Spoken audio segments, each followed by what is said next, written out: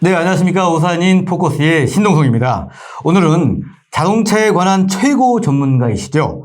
오산대학교 스마트 자동차과 문학훈 교수님과 몇 가지 이야기를 나눠보도록 하겠습니다. 안녕하십니까, 교수님? 예, 안녕하십니까.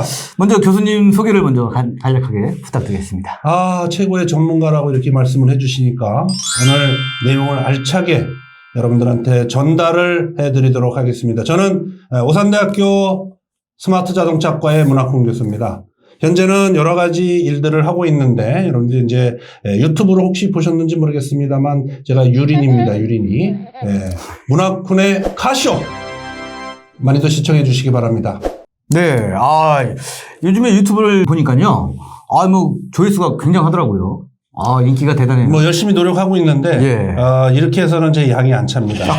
그래서 좀 많은 분들이 들어올 수 있도록 제가 한번 유튜브를 활성화 한번 시켜서, 그렇게 만들어 보도록 하겠습니다. 교수님 유튜브 방송 구독자를 오산인 포커스를 조금 이렇게 인대를 좀 해주셨으면 좋겠습니다. 당연히 오산시의 대표 언론 오산인 포커스에 제가 도움이 된다면, 충분히 그럴 용의가 있습니다. 하여튼 저도 열심히 노력해서, 오산인 포커스하고 열심히 협업하도록 하겠습니다. 초대해 주셔서 감사합니다. 예, 감사합니다. 최근 우리나라의 요소수 파동으로 모든 신문 방송을 장악하고 있는데요. 먼저 요소수가 무엇인지 좀 간략하게 설명 좀. 요소수 그러면 갑자기 이제 파동이다 그런 얘기가 사실 이제 많이 접했던 그런 내용이실 텐데요. 이 요소수가 필요했었던 이유 중에 하나가 디젤 자동차 같은 경우는 이제 우리가 많이 보셨지만 매연 있죠. 매연과 배출가스 중에 유해 배출가스 중에 이제 매연하고 NOx라고 하는 질소 산화물이 배출이 됩니다.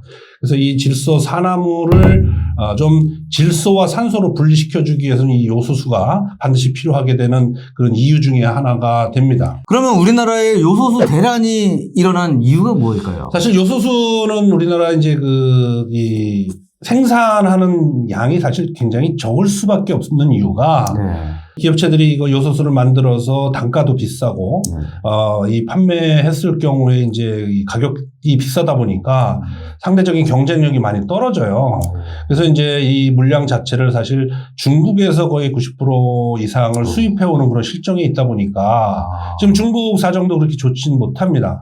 중국도 이제 전력 사정이 좀 나쁘고 이러다 보니까 석탄이나 이런 것들을 이제 수출을 제한하고 하다 보니까 이제 그런 여러 가지 문제로 인해서 요소수도 따라서 제한을 받게 되는 그런 문제가 생긴 거죠.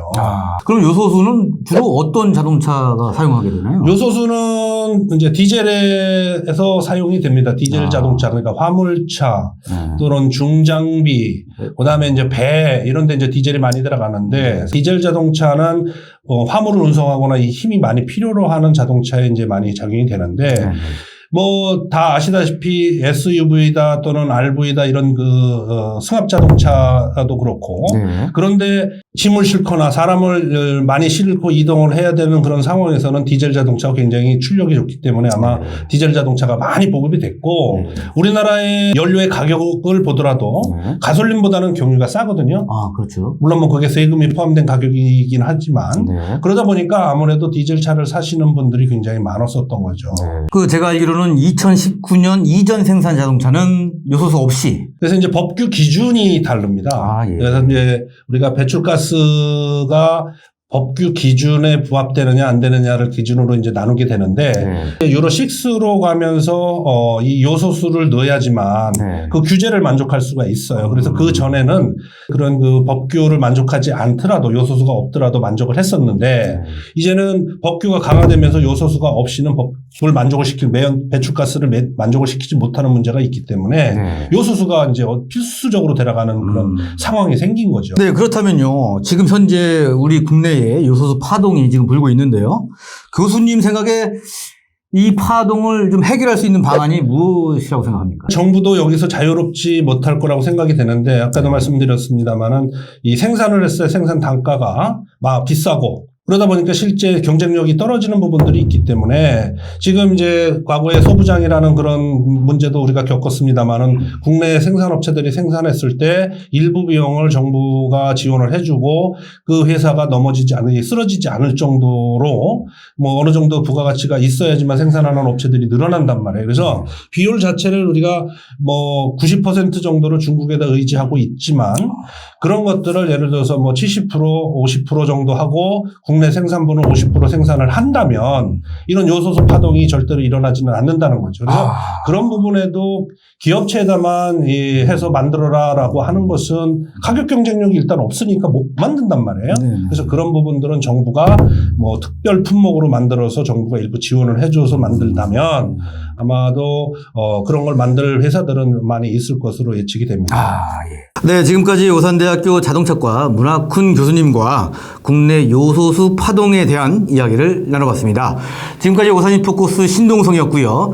유튜브에 오시면 오산인포커스 TV에 오셔서 구독과 좋아요를 부탁드리겠습니다. 감사합니다.